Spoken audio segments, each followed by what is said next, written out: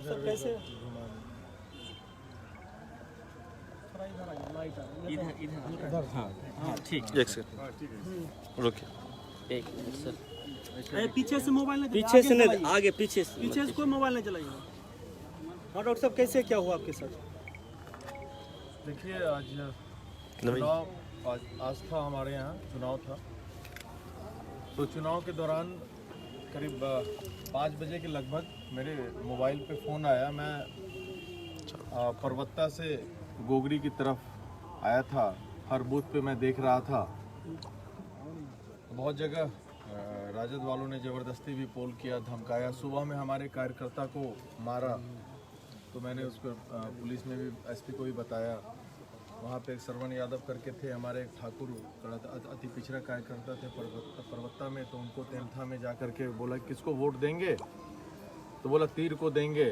तो बस उसको ईटा से मारा तो घायल हो गया, नाक की हड्डी टूट गई उसकी। तो वो आया हमारे पास सुबह में, उसका इलाज में करवाया, फिर एसपी को बोला। फिर मैं बूथ घूमने निकला। उसी क्रम में मैं आपको यहाँ पे जमालपुर में था, मैं आया। फिर उसी समय हमारे प्रोफेसर हरि यादव जी हमारे कार्यकर्ता हैं, हमारे से जुड़े हुए हैं, जो धनखेता बूथ पे बैठे हुए थे। उनका फ़ोन आया, बहुत पैनिक में थे वो। डॉक्टर साहब आप जल्दी आइए, आप जल्दी आइए, नहीं तो हमारी हत्या हो जाएगी यहाँ पे। तो मैं जैसे तैसे तुरंत, मैं गाड़ी में था, मैं तुरंत उन्हीं की तरफ चला गया। इस बीच में थाना प्रभारी को भी मैं 4-5 बार लगाया और उनसे बात नहीं हो पाई। गोगरी थाना प्रभारी को मैं 5 बार कॉल किया। उनसे जैसे मैं वहाँ पहुँचा तो एक बूथ पे देखा मैं कि वो बहुत हतोत्साहित थे, डरे हुए थे कि आप आए हैं नहीं तो मुझे मार दें। बोले कौन मारेगा? तो बोले कि सिंकू यादव है यहाँ पे और 3-4 लोग हैं। सिंकू यादव के पिता का नाम है राजेंद्र यादव, कि वो आया है कि आपको जान मार देंगे। डॉक्टर साहब आप ही हमको घर पहुँचाए। मैंने इतना मजाल कैसे है कि आपको जान मार देगा? आपने बुलाया, मैं तुरंत आ गया आपके बीच में। इतना तो हिम्मत नहीं होना चाहिए कि तुरंत आप पे एक्शन की जान मार देगा। तो बस मैं वहाँ गया तो मैं पोलिंग एजेंट से, पोलिंग पार्टी से पूछा कि भाई यहाँ तो लग रहा है कि 80% आपका हो गया है, इसमें तो बोगस हुआ है, आपका कुछ लग रहा है मुझे। तो बोले कि नहीं। तो मैं सिंकू यादव को फ़ोन किया कि तुम कहाँ हो? तो बाहर हैं हम, यहाँ पे नहीं है। बोले कि तुम क्यों ऐसा बोले? हमारे जो पोलिंग एजेंट थे कि तुम जान मार दोगे। तो बोला कि हाँ हम बोले हैं, अब क्या कीजिएगा? हम बोले हैं ऐसा। हमने कहाँ हो तुम बताओ, अभी वहाँ आते हैं पुलिस को लेकर के। और शराब की नशे में था पूरा। बोला हम बाहर हैं। लेकिन हम जैसे आगे निकले तो बगल से हम देखे उसके कि उधर से दौड़ता हुआ 5-7 लोग आया। 7 लोग थे और फिर प्लस पीछे 10-12 लोग थे। सामने में 3-4 लोग थे, बाकी लोग से भी पता चला कौन। सबसे फ्रंट में सिंकू यादव था, वो दौड़ता हुआ आया। तब तक में मैं कुछ सोचता कि वो फायर कर दिया पीछे से। मैं देखा आगे बैठा था आईने में कि फायरिंग किया, गाड़ी में धक्का देते हुए फायरिंग किया। और पीछे से और कोई लोग, एक फायरिंग और हुआ, 2 फायरिंग हुआ, फिर ईटा चलाया। तो आप गाड़ी का देख रहे हैं क्या दुर्दशा हुआ। और बड़ा बड़ा इधर भी ईटा मारा, उधर भी धाम। तो हम लोग वहाँ पे बहुत पब्लिक था, बच्चे थे। हमारे बॉडीगार्ड ने उतर करके तुरंत पोजीशन लिया। तब तक में उन लोग फिर अंधेरा का अंधेरा हो गया था, 5:30 बजे के लगभग हट गया और आम पब्लिक जो रोड पे थे वो थे। तो ये कंडीशन हुआ। तो उसके बाद हम लोग वहाँ से निकल कर के आए पब्लिक में। जब क्या नियत क्या था उन लोगों का डॉक्टर साहब? ये जान मारने का नियत, और क्या। अगर मैं बाहर रहता, गाड़ी में नहीं बैठा रहता तो मुझे जान मार दिया था वो। ये हार की हताश है। वो सब बौखला गए हैं राजद वाले। मैं तो शुरू से बोलता हूँ गुंडे की पार्टी है राजद। अब 6 FIR हुआ है यहाँ पे और यहाँ के पुलिस कोई कार्रवाई नहीं कर रही है उस पर।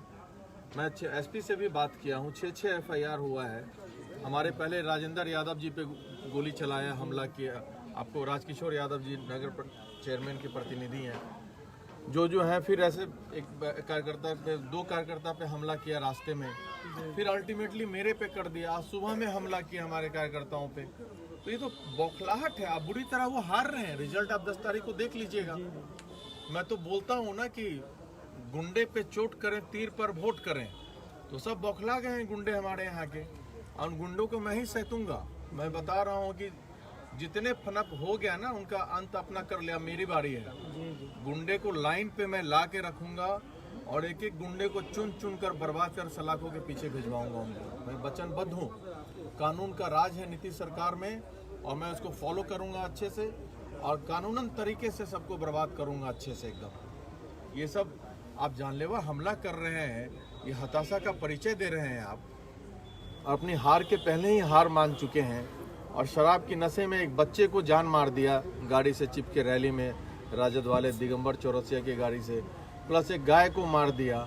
और आप अब कैंडिडेट पे ही, एनडीए के कैंडिडेट पे आप हमला कर रहे हैं, तो मन तो बढ़ रहा है। यहाँ के प्रशासन जो है, अब हमारे जो डीएसपी हैं अबाउट टू रिटायरमेंट हैं, वो उतने दिनों से सबसे वो मिल जाते हैं सब अपराधियों से। थाना प्रभारी का भी वही हाल है। क्या हो गया आपका? सबका वही हाल है। एक लाइन से सिस्टम यहाँ पे कोलैप्स हो चुका है प्रशासन का। चुनाव के दौरान ये सब हुआ है। मैं तो मुख्यमंत्री जी को भी बताया हूँ। ये तो इलेक्शन था, तो अभी इलेक्शन में election commission all in all होती है, नहीं तो अदरवाइज उतने दिनों से ये सब नहीं तो ये सब नामर्द वाली हरकत, हिजरों वाली हरकत जो पीछे से हमला करते हैं। मैं तो उतर के फिर उसके बाद में भी निकला बाहर कि भाई आओ, कहाँ हो। अगर बच्चे नहीं रहते तो मैं खोज के मैं भी उन लोगों का सब कर्म कर दिया रहता। हमारे गार्ड भी सेफ्टी के ध्यान में देखते हुए शूट करते उनको आत्मरक्षा में, तो सब हो जाता, लाइन पे आ जाता, उसी समय डिसीजन हो जाता। लेकिन मैं कानून को मैं पालने वाला आदमी हूँ। ये सब बहुत कायराना हरकत है। अब जनता जवाब तो दे चुकी है, अब 10 को रिजल्ट आएगा और इस बीच में मैं देखता हूँ कि पुलिस क्या कार्रवाई करती है। मैं माननीय मुख्यमंत्री से भी बात करूंगा इन सब के बारे में। तो डॉक्टर साहब क्या लगता है, डीएसपी और थाना प्रभारी की सुस्ती कर रही है, ऐसा हुआ है? डेफिनेटली डीएसपी और थाना प्रभारी के सुस्ती के कारण ये हुआ है। पहला घटना में अगर आप अपराधी को पकड़ लेते तो उनका मनोबल ऊपर नहीं होता। अब क्यों सुस्त हैं, किस कारण से सुस्त हैं, तो वो बताएंगे। पहला घटना में मैं आज पूछा कि आपने क्यों नहीं पकड़ा, आपने थाना प्रभारी को बोला, तो थाना प्रभारी मुझे बोलते हैं कि डीएसपी साहब सुपरविजन नहीं दिए हैं, ट्रू नहीं किए, कैसे पकड़े। डीएसपी बोलते हैं कि थाना प्रभारी नहीं पकड़ रहे, हम क्या करें। मिली भगत है इन लोगों का। किनसे मिली भगत? अपराधी से, और किससे? मेरे से थोड़ी मिली भगत होगी, अपराधी से होगी इन लोगों की मिली भगत। ये सब on the verge of retirement है। सिर्फ पैसा कमाना इन लोगों का बच गया है। रिटायरमेंट के पहले जितना लूट खसोट करो, बड़ा दुखद है इन लोगों का देख करके। इन लोग पे तो मैं कार्रवाई करवाऊंगा। पहले अपराधियों से पहले जो पुलिस पदाधिकारी गुंडों से मिले हुए हैं उन पे मैं कार्रवाई करवाऊंगा और इनको भी जेल भिजवाने का काम करूंगा। इनके खिलाफ भी पुख्ता सबूत है इन लोग क्या क्या करते हैं। क्योंकि ऐसा घटना जब आप कैंडिडेट पे हमला कर रहे हैं, बिहार में पहली बार ऐसा हुआ होगा कि किसी एनडीए के कैंडिडेट पे हमला हुआ है, जानलेवा हमला, इलेक्शन के और भी इलेक्शन के ड्यूरेशन में।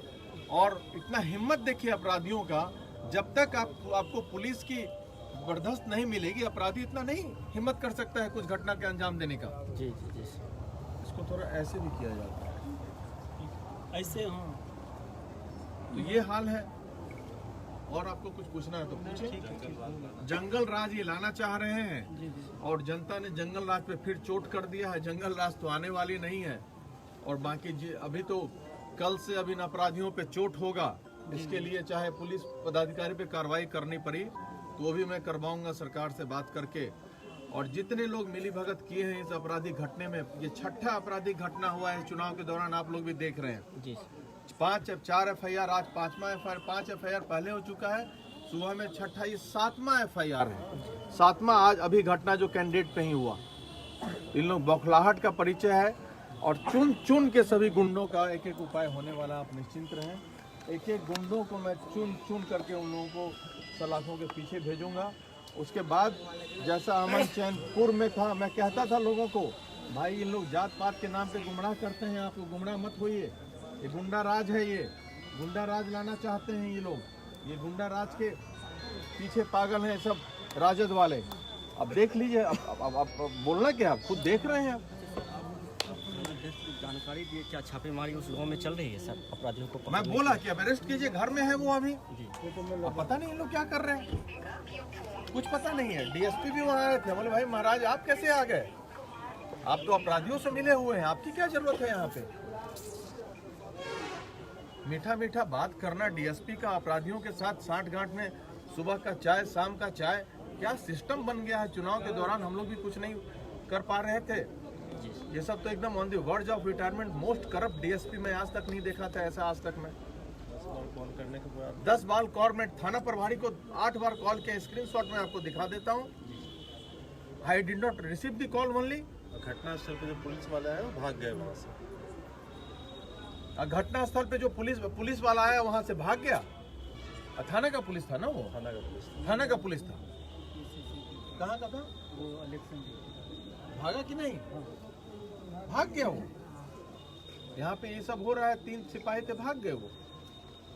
सिस्टम तो ये गजब, हम सोचे ही नहीं थे। विरोध भी किया कि पोलिंग एजेंट को वहाँ से निकाल दिया। हम लोग बोले कि पोलिंग एजेंट को निकालिए, नहीं तो उनपे अब हमला करेगा। और अभी फिर परबत्ता में हमारे कार्यकर्ता फोन कर रहे हैं कि 50 राजद वाले उनको है कि निकलेगा तो मारेंगे, हो सके उनपे भी हमला कर रहे हैं अभी। तो आप लोग भी इसको देखिए, ये सब गुंडा राज लाना चाह रहे हैं राजद वाले, इस पे तो कार्रवाई होनी चाहिए। और उसके पहले मैं चाहता हूँ ये डीएसपी और थाना प्रभारी पे कार्रवाई हो। जी जी बिल्कुल। दोनों most corrupt DSP, most corrupt थाना प्रभारी है गोगड़ी का। और कुछ पूछना है तो सब चीज़ तो बोल देख ही लीजिए। दिया। पूरी बात हाँ ये सब बना लिया है सर। वो सब वीडियो पहले भेज दिए। स्टॉप कर शेयर कर दो।